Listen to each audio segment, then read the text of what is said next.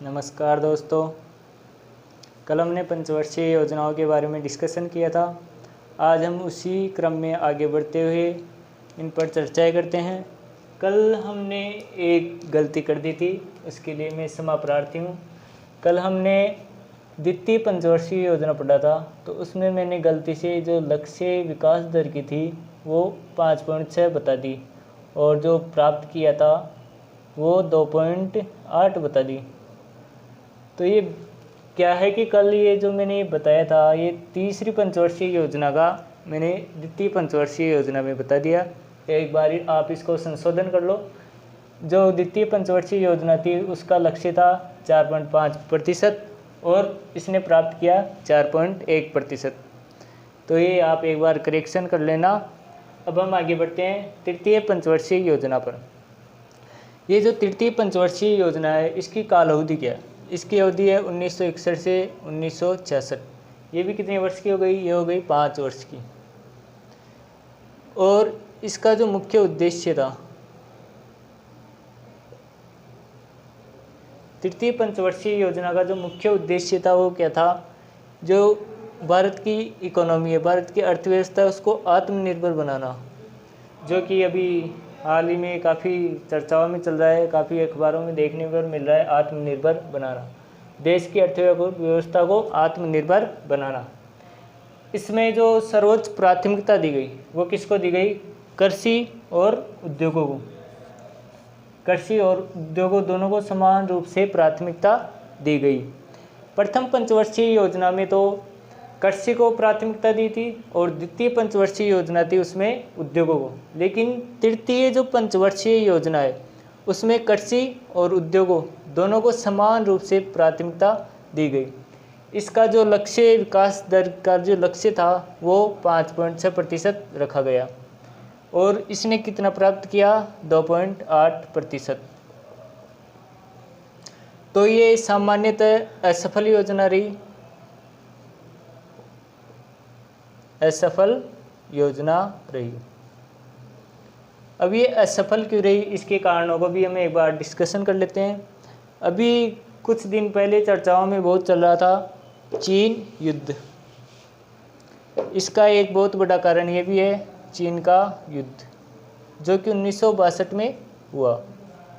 1962 में जब चीन का युद्ध हुआ तो उसमें इंडिया हार गया और इसमें आत्मविश्वास की कमी हो गई।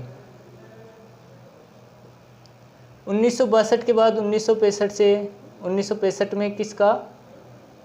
पाक से युद्ध हो गया, पाकिस्तान से। और इस जब शास्त्री जी प्रधानमंत्री बने थे तो 1962 में वो प्रधानमंत्री बने और उस टाइम देश काफ़ी चारों तरफ से घिरा हुआ था। एक तरफ चीन था, दूसरी तरफ पाकिस्तान। देश की अर्थव्यवस्था को संभालना, उस टाइम पर देश आज़ाद हुआ ही था, तो उनके सामने कई चुनौतियां थी। और इसका सबसे बड़ा कारण चीन से युद्ध हो गया, पाकिस्तान से युद्ध हो गया। तीसरा महत्वपूर्ण कारण 1966 में देश में अकाल यानी सूखा पड़ गया। तीसरा ये भी सबसे महत्वपूर्ण कारण है कि 1966 में सूखा पड़ गया, जिसके कारण तीसरी पंचवर्षीय योजना है जो असफल रही। अब आते हैं हम इसके आगे बढ़ते हैं। तीसरी पंचवर्षीय योजना के बाद 1966 से 1969 तक के अवकाश को क्या कहा जाता है? योजना अवकाश। यानी इसमें वार्षिक योजनाएं बनाई गई। इस काल में 3 वार्षिक योजनाएं बनाई गई जिनकी विकास दर प्राप्त किया उन्होंने वो था 3.8%। यहाँ से क्वेश्चन आने के कम ही चांस है, तो हम आगे बढ़ते हैं चौथी पंचवर्षीय योजना पर। चौथी पंचवर्षीय योजना है उसका काल अवधि क्या है? 1969 से 1974। 1969 से 1974। ये भी 5 वर्ष की हो गई। इसमें जो पंचवर्षीय योजना है, चतुर्थ पंचवर्षीय योजना है, इसमें इसका मेन उद्देश्य क्या था? इसका मेन उद्देश्य था स्थायित्व विकास के साथ आत्मनिर्भर होना, जो कि हमारी तीसरी पंचवर्षीय योजना में भी आत्मनिर्भर पर जोर दिया गया। अब ये चतुर्थ पंचवर्षीय योजना है, ये कौन सी योजना पर आधारित है? यह है गॉडविल योजना।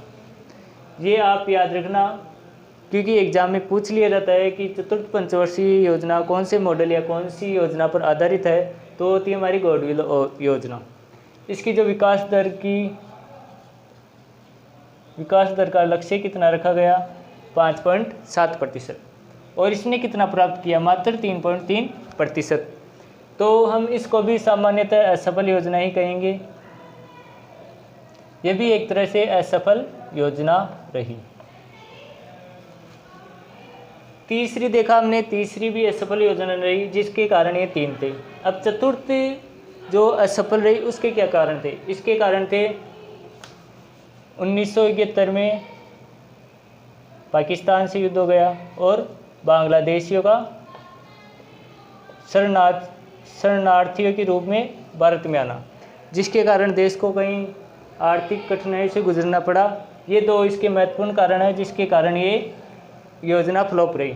अब आते हैं हम अपनी 5वीं पंचवर्षीय योजना पर। 5वीं पंचवर्षीय योजना की अवधि क्या है? वो है 1974 से 1978। इसकी काल अवधि यहाँ कम हो जाती है। ये कितने वर्ष की हो गई? 4 वर्ष की, मात्र 4 वर्ष, जो कि होनी चाहिए थी 5 वर्ष। अब इसका कारण क्या है वो भी हम आगे डिस्कशन करेंगे। इसमें पहली बार 5वीं पंचवर्षीय योजना है, इसमें पहली बार कहा गया कि गरीबी उन्मूलन तथा आत्मनिर्भरता। इसका उद्देश्य क्या है? गरीबी उन्मूलन तथा आत्मनिर्भरता, जो कि हमारी तृतीय और चतुर्थ योजना में भी आत्मनिर्भरता पर जोर दिया गया। इसमें पहली बार गरीबी उन्मूलन शब्द का प्रयोग किया गया और इसमें सर्वोच्च प्राथमिकता किस क्षेत्र को दी गई, ये भी देख लेते हैं। इसमें सर्वोच्च प्राथमिकता दी गई, पहले कृषि को दी गई। 5वीं पंचवर्षीय योजना में फिर कृषि को सर्वोच्च प्राथमिकता दी गई, उसके बाद में उद्योगों को दी गई और उसके बाद में अन्य क्षेत्र को प्राथमिकता दी गई। इसका जो विकास दर है, इसकी विकास दर का लक्ष्य योजना आयोग ने पहले 5.5% रखा। जब योजना बनी तो उस समय 5.5% रखा, लेकिन देश की आर्थिक कठिनाई को देखते हुए इसको एक बार फिर संशोधित किया गया और संशोधित करके 4.4% इसका लक्ष्य रखा गया। लेकिन यह योजना सफल रही और इसने कितना प्राप्त कर लिया? 4.8%। इस प्रकार हम अपनी 5वीं पंचवर्षीय योजना भी सफल रही, जो कि संशोधित करके 4.4% रखा गया था। अब हम आते हैं 6ठी पंचवर्षीय योजना पर। उससे पहले इसका कारण डिस्कशन कर लेते हैं कि यहाँ 1 वर्ष कम क्यों हुआ। अब मित्रों देखिए, यहाँ पर जो अपनी 5वीं पंचवर्षीय योजना है, तो 1975 में आपातकाल लगा था, 25 जून 1975। उसके कारण 25 जून 1975 को लोकतंत्र की हत्या का दिन,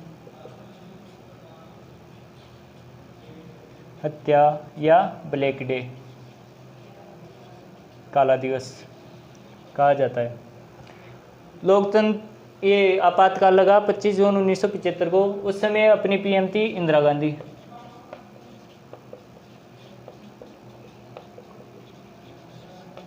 अपनी पीएम कौन थी? इंदिरा गांधी।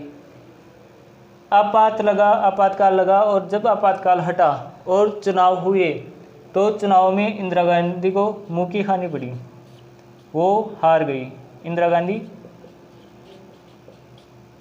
हार गई और एक नई सरकार का गठन हुआ, जो जनता पार्टी द्वारा मोरारजी देसाई बने। मोरारजी देसाई पीएम बने तो उनकी सरकार ने या उनकी मंत्रिपरिषद ने डिसीजन लिया कि ये जो 5वीं पंचवर्षीय योजना है इसको यहीं समाप्त कर दिया जाए और इसकी जो काल अवधि है, कार्य अवधि है, वो 4 वर्ष ही रखा जाए। इसके कारण ये पंचवर्षीय योजना है जो मात्र 4 वर्ष की, ये एकमात्र ऐसी पंचवर्षीय योजना है जिसकी कालावधि कम है। ये क्वेश्चन आया हुआ है कि वह कौन सी पंचवर्षीय योजना है जिसका कार्यकाल मात्र 4 वर्ष है। तो वो कौन सी पंचवर्षीय योजना है, वो पंचम पंचवर्षीय योजना। ऑब्जेक्टिव टाइम में हमारे ऐसे ही क्वेश्चन बनते हैं। तो अब हम आज के लिए इतना ही काफ़ी है। कल से हम पढ़ेंगे 6ठी और आगे की पंचवर्षीय योजनाएं। थैंक यू, धन्यवाद, शुक्रिया।